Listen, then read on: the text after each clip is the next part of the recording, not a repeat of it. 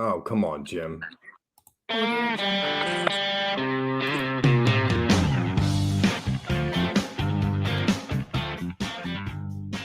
Hey, everybody. Jim was just with us. He'll be back with us again shortly. And here he is, right there. We got AJ. Oh, come on, Jim. You got to quit touching it. Hello, everybody, There and you go. welcome to Iowa City. After the game, Indiana basketball here takes on Iowa. Welcome in AJ Moye. Man, I was already thinking it'll be 20 years this year, AJ, and I'm like, maybe the Magic's going to be there. Get AJ on tonight, and damn, I know the fans have to be upset because that's a game that just really. Man, you just walk away just shaking your head at the opportunities there that lost. Well, it's like I talked with X after last game because last game we played Minnesota, right? And we were at home, if I believe, right? Yes, sir. And I told him, I talked with him for a while, and then I told him like I'm proud of how he's been handling it, him and Fantasy both, But I was real imperative with them because I was talking to him. I said, now listen, in half court, you guys getting half court, you guys got to look for Trace Jackson Davis every time down. I said he doesn't even have to get the ball, but I said you have to run a play with him being the primary focus of the action to get the it's kind of like a prerequisite for everything else you want to do out there. And that's the thing I try to tell him. I said in half court he has to be the central focus. I said prime example. I said when I played we had Jared Jeffries. I said now didn't mean we weren't good players. I said we might have had 5 or 6 guys that were all Americans in high school. We probably had 4 or 5 players that were Mr. Basketballs in their state. I think I was one. Coverdale was one. Fife was one. Jared Jeffries was one. Donald Perry was one. So we had talent. I didn't even think about 5 Mr. Basketballs on that team. Yeah. But the thing is like you have to, because in half court, you have to. So in the first half, the reason why we dominated in half court, we were looking for Trace. So Trace is tremendous now. He's really a different player. He can make some passes on the move. He usually passes out the double team fairly well. So when you look at his numbers tonight, I think he had 18, 11, 5 blocks, maybe 3 assists, maybe, right? Something like that, 2 assists. But it was a solid game, right? But in the second half, I wanna say from about the moment where they took the lead, it was 67-67 or 57-57. I can't remember which one it was, but they went up 2. Then we started this. I'm a jack. Like I'm a jack. I'm gonna go dribble, dribble, dribble, and lose it. Dribble, dribble, lose it. Dribble, dribble, lose it. And instead of like in half court, all we had to do work the ball around, get it to Trace Jackson Davis. A few times I didn't understand what they were doing because I remember one time like Trace would point and tell them, "Hey, swing it here," and they swing it to that person. Trace would be sitting there with the guy on his back, and then they just reverse the ball real quick to the next guy at the top. And I'm like, yo, they don't understand what needs to be done to win this game. And I mean that's the ball game. We had 23 turnovers. So I Yes, think sir. so. I Mo- think like I was telling you earlier, our point guards, and I love them, but we were 3 for 12 at that position. I think X was 2 for 7. Fantasy was 0 for 5. No, 1 for 5, 1 for 5. and then 3-point shooting 0 for 5, and then uh, as far as the free throws, they were 3 for 5. And then Trace Jackson Davis shooting 60% on the night. that He was good. That's good. I'll take that. But even then, so like in our point guard, they had 8 turnovers and then 7 assists. But then Race Thompson was a killer because he had 5 turnovers and no assists, which is very uncommon for him because he'll usually get you anywhere from 3 to 4, two to 4. So and then we had 3 turnovers by Trey Galloway because Trey Galloway kind of gets going like he's a full steam ahead guy. Like he's got to learn in half court. You take it easy. That's the thing. It's like we played this game at a beautiful pace in the first half, beautiful pace, and in the second half it was like we were just playing sped up crazy. Like, oh, it's okay. You can be down 4 to 6 points and still methodically operate and methodically go about your business and win games. And that's the only way you can win on the road. You can't go on the road and think, well, we're going to outrun the home team. No, you won't. not on the road. No, especially that's what they want. They wanted to get Indiana in this game because Indiana has been holding teams to 60 points a game. Exactly. They've been going the opposite way, so they want to speed them up because they know the turnovers have been their gigantic bugaboo. Even though the last few games they've looked great, but you had that 27 turnover game earlier, and now tonight again 23 turnovers, 34 points off of those turnovers. That was the game. 4 points. It's unbelievable. That's the game. And that's the only thing that frustrated me a bit, you know. And I'm not blaming anyone, but I was telling my wife earlier, I was like, man, our point guards, they're too old. Like, you know, we got a fifth-year senior and we got a senior.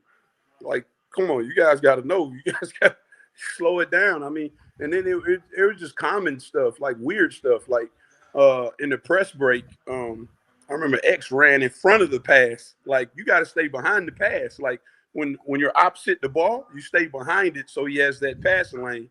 So he ran in front of it, then he passed it, and then it's an easy steal and a dunk.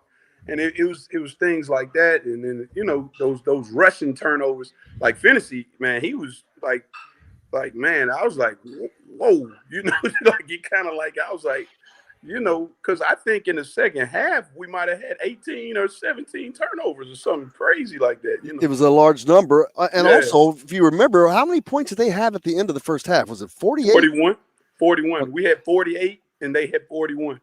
Okay, then they went, I forget how many. I'd have to pull up the stats because it's hard for me to pull both of them up. But they, like the first 13 minutes of the second half, they only scored very few points.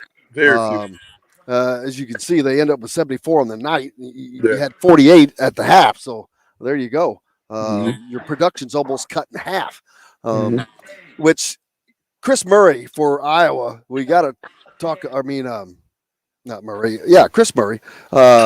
29 points, 12 of 18 shooting, 2 of 5 behind the 3-point line, 3 of 4 at free throw strike. He's the dude's just a bad man.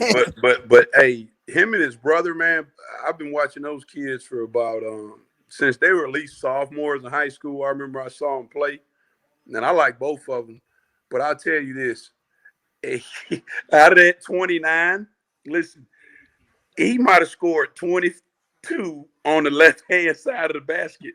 So the one guy who guarded him correctly tonight was Trey Jackson Davis. If you go back and you watch, because see, I watched the game. I never was a basketball player. A lot of people think because I was hype, you know, that I was just out there on energy. And I was never on energy. I love playing. I love competing. But I'm very intuitive. Like every coach will tell you, I'm so intuitive. Like I know what a guy does. I'm going to take away your strength. Number one, you're not going to your strength. So if you watch Trey Jackson Davis guard at Chris Murray, watch him. Trey's forced him right every single time he had it. Right, he didn't get a bucket on Trace, right? And then with everyone else, they kept guarding him like he's a right-handed player, and he's like, "Oh, okay, I'm gonna go lay it up left hand.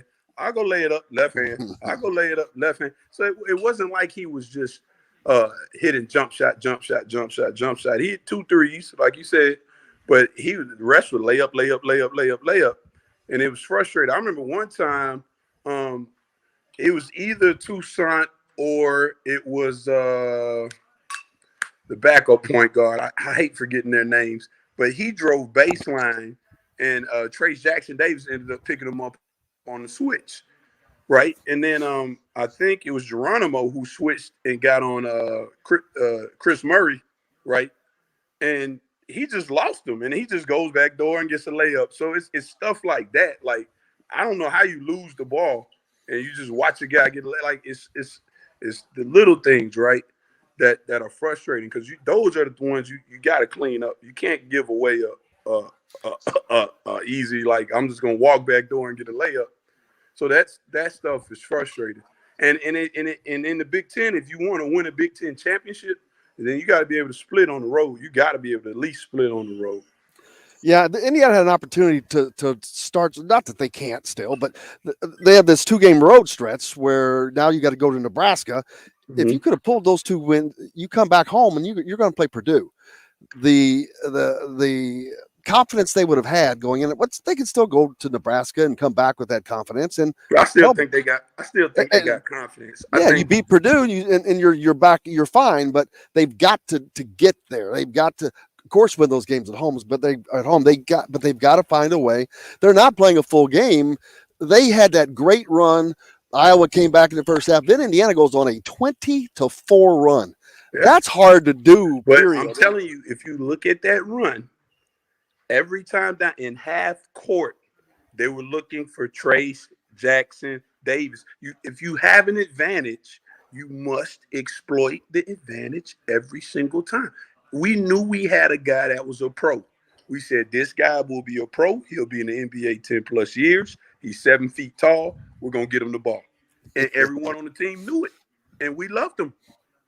And in the times when he wasn't, we hey, Jared, get ready, man. We coming to you. Like, we let him know. And Jared accepted it, right? So I think Trace wants that. But I'm telling you, from about, I don't know exactly when that was, but it had to be like it was either 11 to 9 minute mark in there somewhere. They just said, forget it, and we're just gonna try to win it on long jump shots and threes, and I'm gonna drive to the basket weird, right? But I'm telling you, man, in the half court, you must exploit your matchups. It's just like UCLA.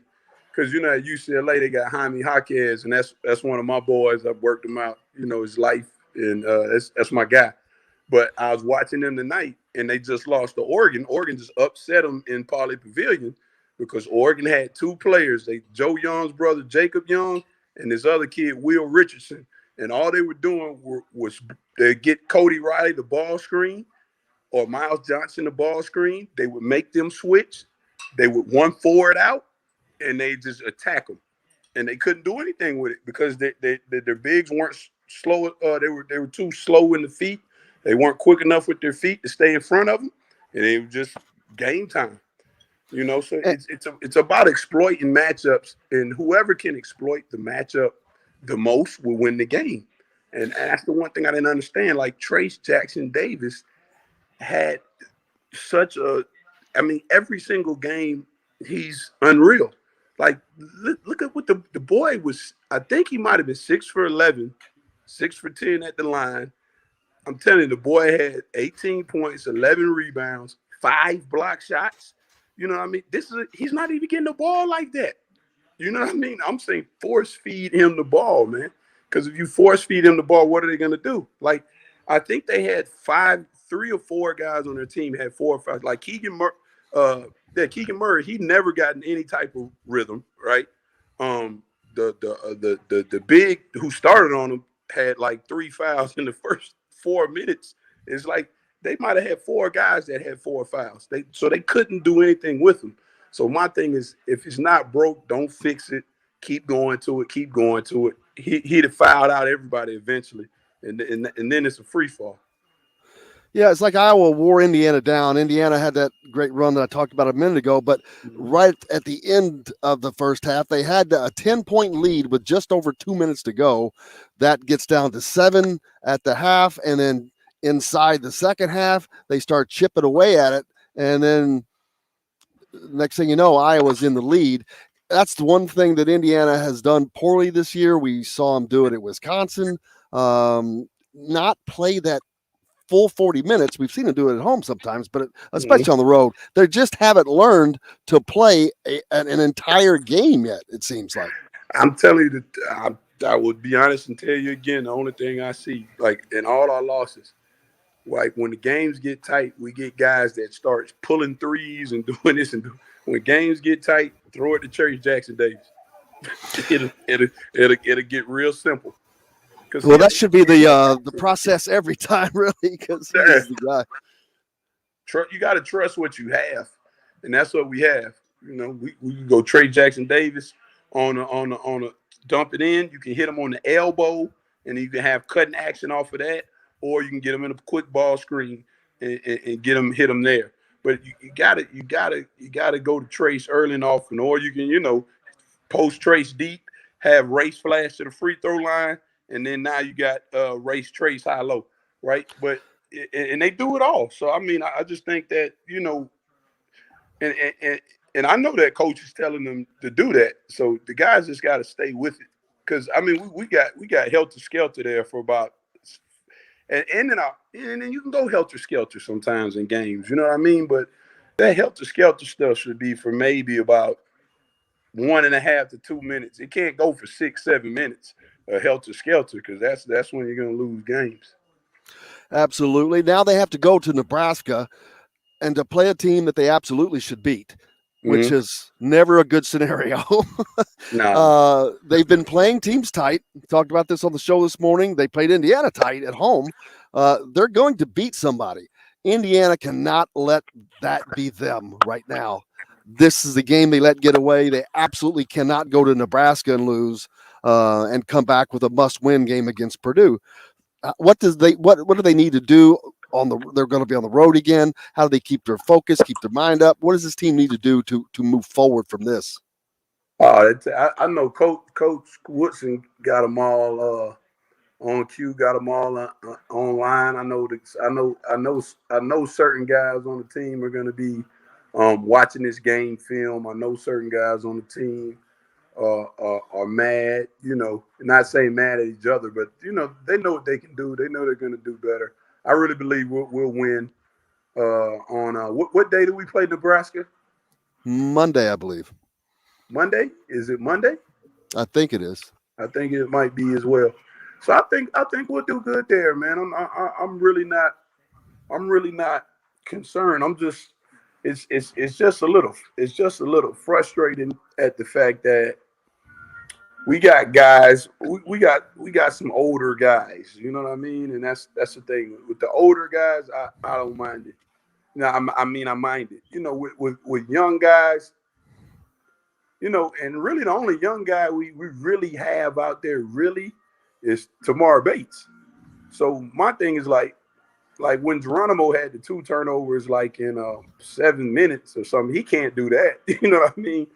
And then Galloway had about 3 turnovers. You take those 3. So imagine, listen, they had 11 turnovers and we had 23 turnovers, right? So imagine if we have 11 turnovers like them. That's 12, 13 more opportunities with the ball. We probably win this game by at least 7, 8. So you take the ball just take the ball out of their hands. I know. Just take it out of their hands. Yeah, you that's 13 times back from them and given to us. I like our odds. So it's you'll never beat anyone turning the ball over 23 times. No, and not a good team. Not a good team. Anyway. And I don't mean to disparage. Iowa's not really a good team. They're an average team, but they were good enough. They got Chris Murray. He's a beast. The coach is an animal. 7 out the last 9 years, he's got 20+ wins. So Fran knows what he's doing, and they got him a tee tonight. He got him a tee tonight. Yeah, I know he's gonna get one. But they play a style. They play Fran ball. Fran likes that up and down. Let's get up. Let's get shots up. And so his kids they'll always play the way they're taught, and they'll always follow suit. But the thing is, at the end of the day, it's just a 23 turnovers, man. It's hard to win that way. And another thing, the first half when they had that nice run, Woody took all 5 starters out, and he was asked about that in the postgame. He just said, "Man, I had to give him a blow," but he says, "I have to find a way to use our bench because our bench has to play a role," and they did not because they gave that back when those guys went out and let them go on a 10-0 run that really started that. Yeah, me personally, I don't mind it.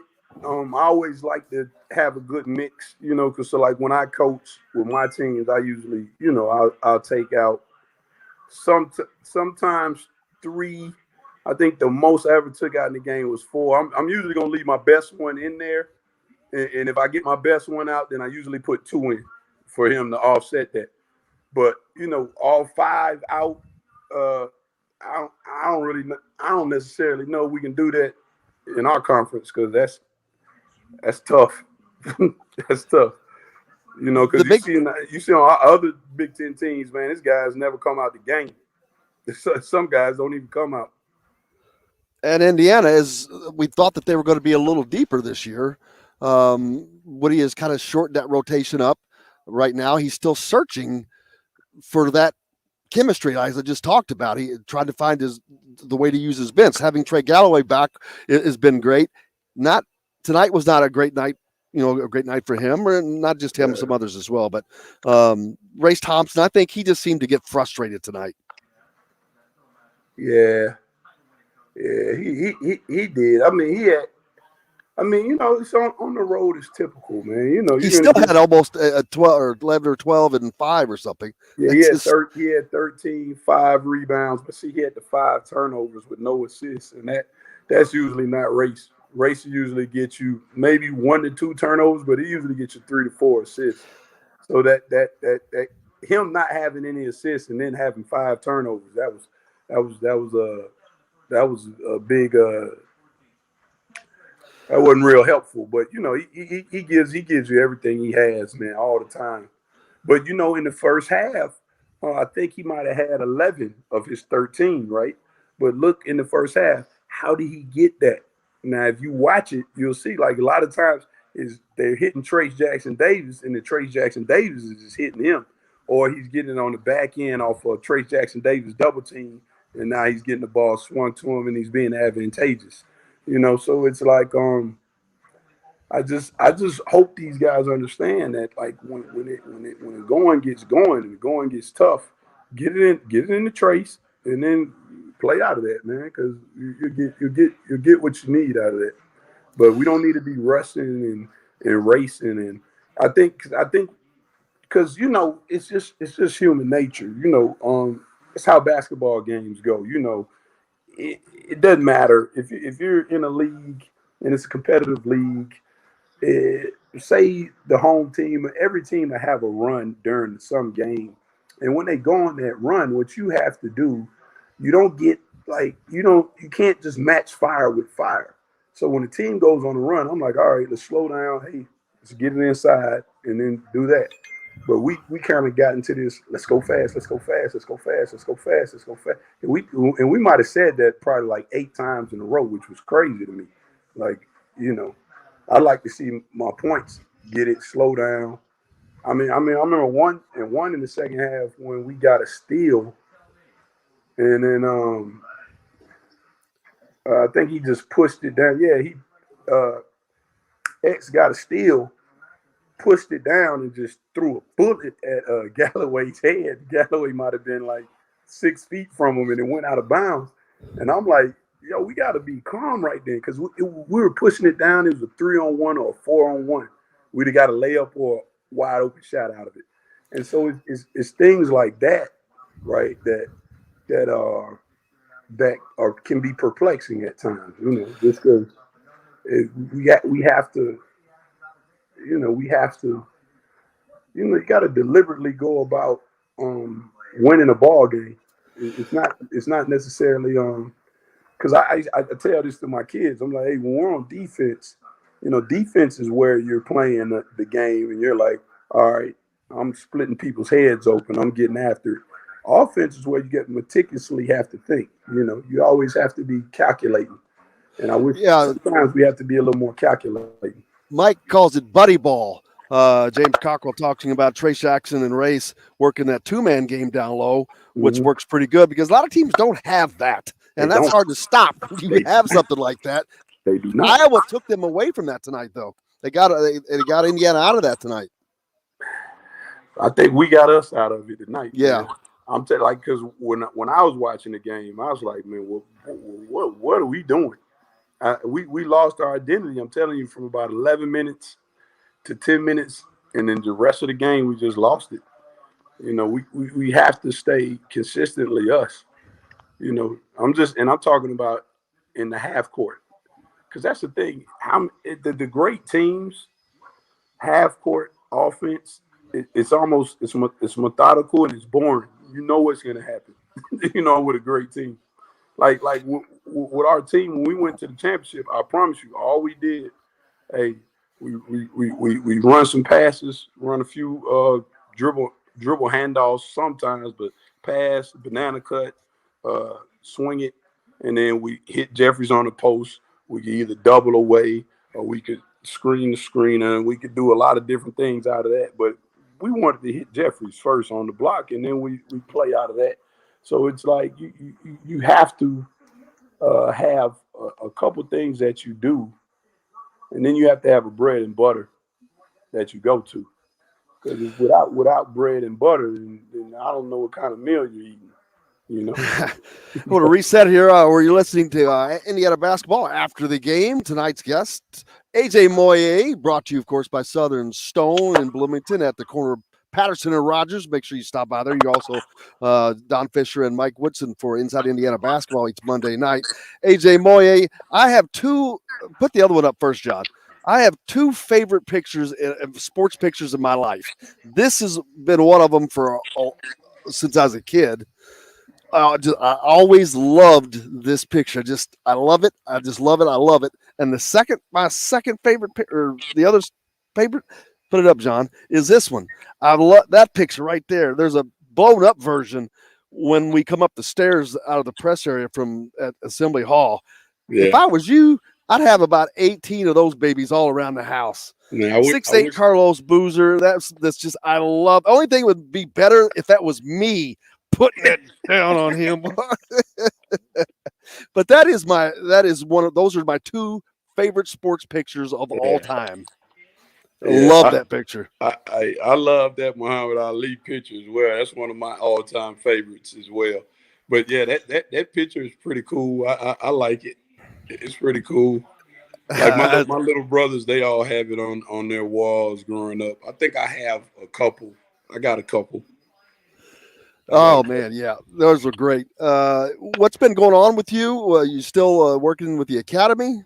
Yeah, I'm still the head of the basketball at Kobe's Academy. It's a lot of fun. I love working with everyone, man. I've been blessed. Been working with a lot of high-profile athletes, and just been doing that. So I've been loving it. My ultimate dream is to come back to Bloomington and coach there and call that a life after that. That's all I have. That's all I want in life. I hope to coach at IU someday. When are you planning to come back when's your next visit? I don't know, man. I may come back for the Purdue game. I don't know. I've been talking with Fife. So I don't know. Come on, you got to come in. Yeah. We get you set up a dinner at Southern Stone Restaurant. You'll be all. Actually, that's where they have the coaches show. So Woody's in there every Monday night. I missed the night that they had to have Dane on. I couldn't be there. I was so mad. I'd love to have seen him up there, but he's the same Dane Fife as he's always been. He's the clown of the court clown, and keeps everybody loose. I mean, he does a good job of keeping people loose, I think. Yeah, he's one of my best friends in the world, man. I talk with him all the time. Like, that's the thing. I was talking with him. Every one of the last 3 days, they want me to come in for next week's game. So we're just talking. There you go. They want to. James says, when do we get to see AJ back in the hall to hear that famous chant again? That's why I just asked him that. But yeah, you know what? That is so funny. When I was telling my producer who I had on, I instantly just started doing that damn chant out of just habit. AJ Moye. That is got to be also pretty cool to have a chant that will just never go away. That is just your name. Yeah, it was cool, man. I still remember like the game that happened. We were playing my sophomore year. We were playing at Casico Fieldhouse back when it was called Casico, and it was we were playing Iowa against Iowa. It's the game where the scorekeeper cheated or something because they held like clock was going down and they held it on 3.2 for like 5 seconds. I'm like, what the heck is going on? But yeah, that game I checked in. I remember I got a steal, then I got an assist, then I got another steal. I hit a 3, then I went down. I got a rebound. I passed it to somebody. I got a layup and one. Then I went down. I took a charge, and then I promise you, it was someone like way up in the rafters started. Hey, Jay, boy, hey, he was doing that for like about, I want to say about 2 minutes, and then like 15 more people jumped in, and then like one side of the gym was doing it, then the other side started doing it, then the whole gym started doing it. I was like, oh, that's pretty cool. That's the first It's time never going where. Yeah. If maybe you should come back for Purdue because that place is going to be lit for that game. There's no question because now Indiana has a staff again that knows what that game means. You mentioned Dane and Woody both. Trust me, both of those guys will have the same fire in their belly. And that's the one thing I want to say about the program, man. The program is great. I mean, it's in great hands. I mean, Coach Woodson is – I mean, if it was ever going to be a coach that can embody a lot of the principles that Coach Knight had, Woody does. And then, man, he's got Dane Fife, man. Dane is tremendous. I like to see a couple more of those IU guys, a couple more of us get on there. But, you know, I love Yasir because a lot of people don't know this, but Yasir is kind of like my OG, you know what I mean? So he's from Atlanta, Georgia. So he was like the point. He's younger than you, though. No, Yasir is older than me. Oh, he is? Yeah, Yasir Rosemont is older than me. Oh, I was thinking of Kenya. I was thinking of Coach Ya. Yeah. Yasir is older than me. So he was everything for me as a little kid growing up in Atlanta and watching him going to his games. I had a couple cousins used to play with him and stuff. So, yeah. I cannot wait. Well, hopefully you will come back soon for that game. Make sure you keep us. Yeah, he's from Atlanta. You didn't know that? Absolutely. Which was cool because he got to play the national championship game in his hometown. Not many people get to do that, baby. Not many get to do that, period. And then you get to do it at home. It was a dream come true. But I'll be honest, I remember because even talking with Coach Knight when I was in high school. And I said, oh, it's in Atlanta my sophomore year. I said, we definitely going in. And then he started laughing at me, but I was like, all right, you'll see. Would have been there. Yeah. How's the family doing? That family's great. They're wonderful. My daughter graduated high school last year, Solani Iman. So did mine. I had her my junior year in college. And now she's a responsible human being. So I love her to death. She's on the music ministry team at church. Man, she's real active in church, man. She's up there probably 5 nights a week. I love her to death. Then I have my 2-year-old daughter, Bella, and she's a fireball. She says she's going to be the best woman basketball player ever. That's what she told me. So I'm like, all right, I'm going to wait a little while, but I'm going to whoop her into shape. They could use her in Indiana. They got a pretty good club there right now. Oh yeah. I told Terry, but and then I got a little son, Elisha Kobe. He's sitting there right now. He's in the rocker, and he's about 2 months old. Oh, I forgot you just had a baby. I forgot about that.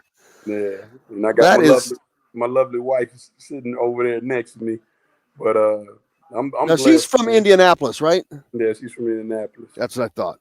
Mm-hmm. And it's very cool. You paid homage to Kobe with the middle name of your son. I'm sure he would have more than appreciated that. Obviously a great respect you have for him and the ability you had to get to work with him. I know that how special that is for you still to this day. Yeah, I always told him. I said, man, when I get a son, he's gonna have your middle name. He always laughed at me, but I wasn't playing. Well, man, I cannot tell you how much I appreciate you as always. It is always a blast talking with you, period. But basketball, especially, just anybody from that era, you know those guys. They watch the games every time I have them on. It's the same thing. They're watching every little. They see the details that people don't see, and that's what makes it so fun. So I can't wait to do it. Hey, I hope you get in for a game soon. We'll just do this thing live from Assembly Hall. Man, that'd be cool. We'll absolutely do it. We'll get you out to dinner at Southern Stone and get the whole family out, or whoever you bring in. Now, would you bring in the whole family, or just you and your wife probably come in? Nah, You got to bring the baby. Well, yeah, when we go, everybody goes. Bringing them all. Yeah.